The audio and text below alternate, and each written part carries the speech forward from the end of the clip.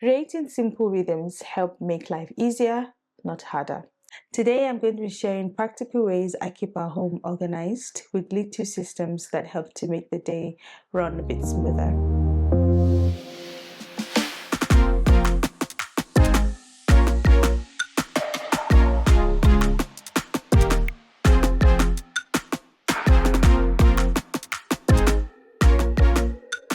Hi, my name is Deborah. I'm a toddler mom with a newborn, and this is my little corner of the internet. Here, we talk about real motherhood, the honest moments, and the little systems that help to make life a bit easier. So, as I said earlier, in today's video, we're going to be talking about some practical ways to help organize your home without feeling overwhelmed.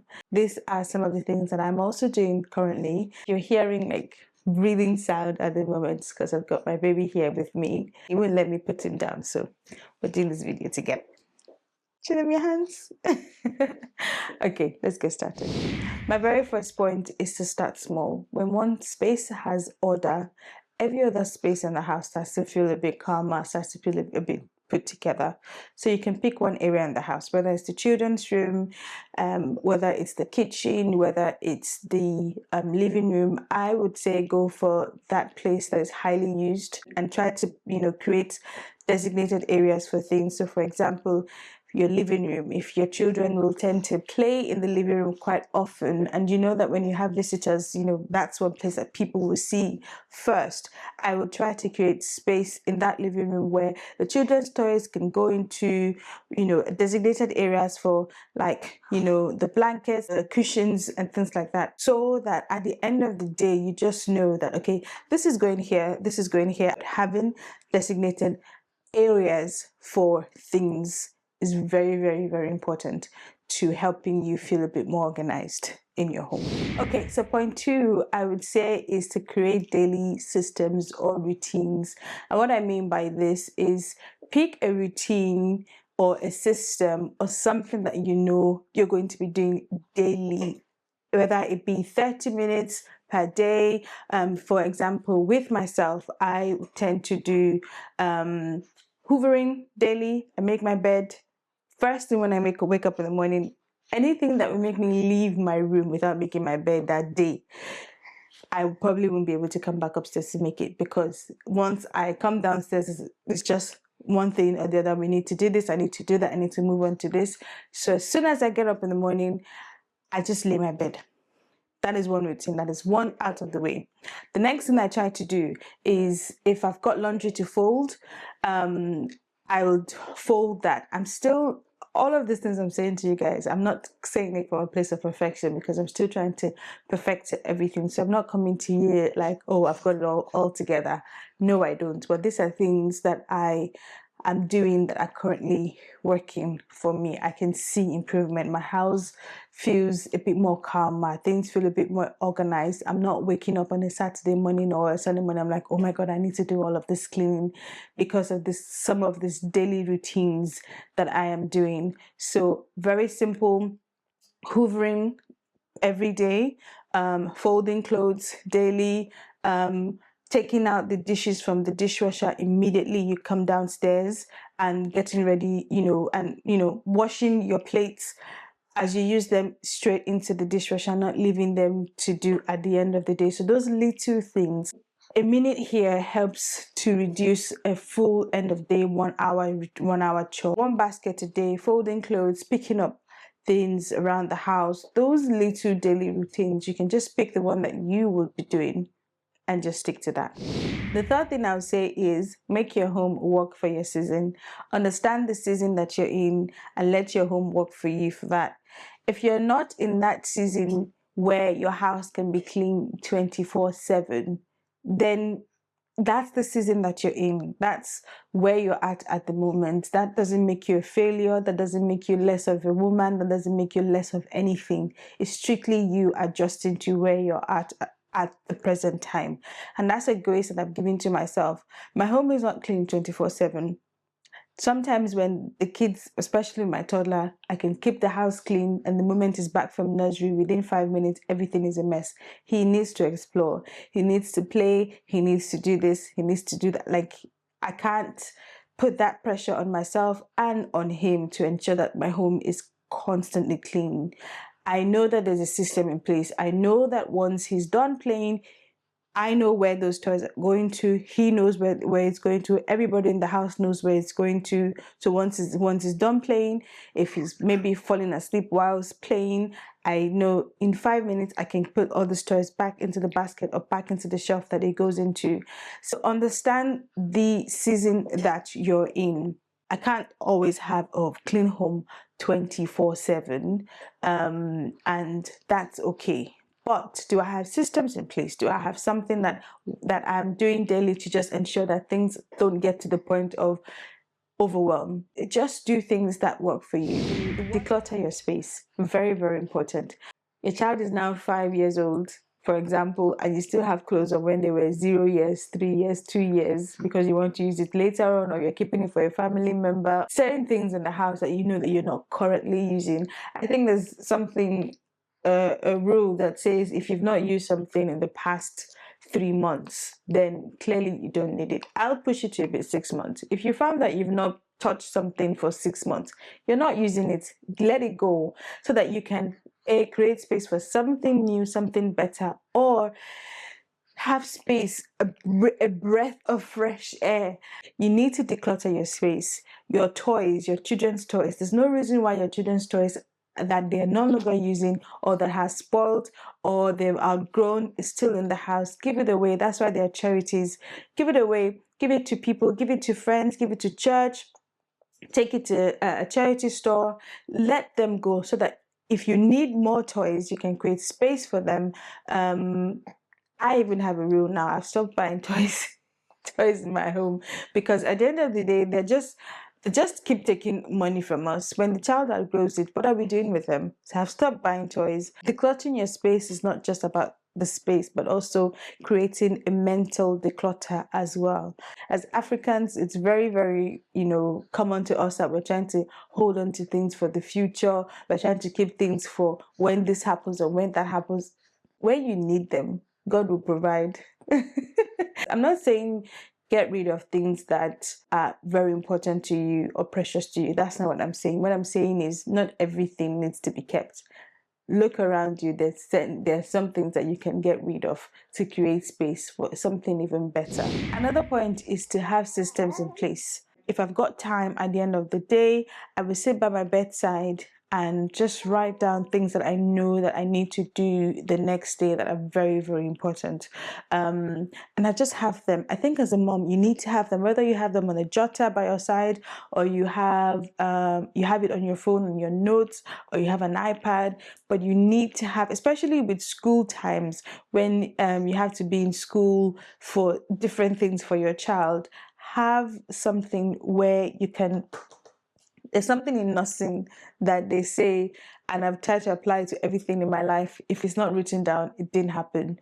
So if it's not written down, you're not going to remember. That's the absolute truth. No matter how, I used to pride myself in how well I could remember things. I used to know people's numbers with my head, I used to know people's numbers. I used to be able to, quote things. You can tell me something right now and call me again in 5 years down the line, 10 years down the line. I can tell you this happened. I remember. But since I started having kids, the mind is thinking about so many things. So you need to be able to write these things down, jot things down, things down, write them down so that you remember. Have a calendar in the house. If it's something that you need to do with your husband, say like a school day that both of you have to attend, have a calendar that both of you can see. You can do it either on your phone. You can create a calendar in the house where everybody sees daily to say, oh, on this day, today is this needs to happen. I don't have that calendar in my house at the moment. It's something that I need to get, because we've been using the one on the phone, which seems to have been working, but recently my husband forgot something that we both needed to do, and we just said, you know what, but we need to get the visual one. It's okay to have the one on the phone, but let's also have the visual one where as you're waking up, as you're making your cup of tea, as you're making this, you're making that, you can see it. And that just really helps to keep you organized, helps you to plan better. I'm someone that loves to plan. So if I know way in advance that this to happen, I can plan my day a bit better rather than running about. Listen, I'm just too much of a mom now to be rushing to things. I need to be able to plan myself, plan my wake up time, plan when I'm going to have breakfast, plan, our exits when we're leaving out the door, because having to rush, I'm not just about that life anymore. And if it's something that is not doable, then it's not doable. I'm not going to force myself into, if I can't do it with the help of God, with the grace of God, I will. But if I can't, I let it be. That's just where I am right now. These things are very, very important to help you be a bit more organized. The goal isn't perfection, it's peace. When you have an organized home, you have a decluttered space, you have systems in place that works, you just start to feel that peace, that calm that every mom should have in her home. So he has finally allowed me drop in for a minute. So let's wrap this video up quickly. Let's do a quick recap. So to help keep your home organized, it is very important to have systems in place, have things that work for you, well, not what you see on Instagram. Things on Instagram are to guide you, like videos like this to guide you, not for you to follow to the T. However, some of these points that I've mentioned in this video are things that have been tried and tested that actually work and help to avoid that feeling of overwhelm. So one, creating systems. You don't have to put yourself under all that pressure to organize your whole home in one day. You will be tired, you'll be overwhelmed, you'll be angry when next is messy. You just start asking yourself, like, what's the point? I did spend the whole day cleaning and now in 30 minutes, everything is a mess. Mess is very constant, especially when you're in a home raising children. It is part of life. I know online they make it feel like, oh, if you're in a house with children and your home is dirty, this blah blah blah. It's not true, because what do you want is, like, what do you want to do with a child who wants to explore, who wants to play, who wants to do things, who wants to do that? There's not much you can do. However, there are things that you can do to help organize yourself, help to avoid you feeling overwhelmed and things like that. And that's what I've mentioned before. Having designated areas for things. So your children's toys goes to a certain place. Over time, they'll know that this is where toys should go to. And so in these early stages, yes, you probably be the one doing the cleaning, but from like age 3, my son is 3 and he knows to take his toys back to where it should be after he's done playing with them. Decluttering your space. There's no need for you to have things that no longer work for you in the house. If your child is now 5, no need to have things or when they were, a newborn, 2 years, or I'm keeping it, except you're keeping it for like a third or fourth child and everything. And even at that, there will be newer things that you probably want to get, and then do you understand what I mean? So try to declutter. I have a basket in my son's room where once I wear him a certain clothes and I realized that this doesn't fit him anymore, I put it in that basket. Some of them I kept that his younger brother is using at the moment, and some of them I let them go because I didn't want to use them. I didn't plan to use them again. His younger brother now is now outgrowing certain clothes, and yeah, I'm collecting them as well. I'm going to give them away once the bag is full. Take it to a charity store, give it to someone who's interested, maybe even your own clothes. Declutter them and make your home work for you in this season. Like I've said, you know your family, you know your children, you know the kind of home and what works for you. One of the videos I've seen from the famous Ibukuma Wishika, and when they were talking to her, asking her questions about how she balances everything, work, home and things, and she said she has systems in place. It'll get to a point where you probably have to make your money work for you because of how busy you are.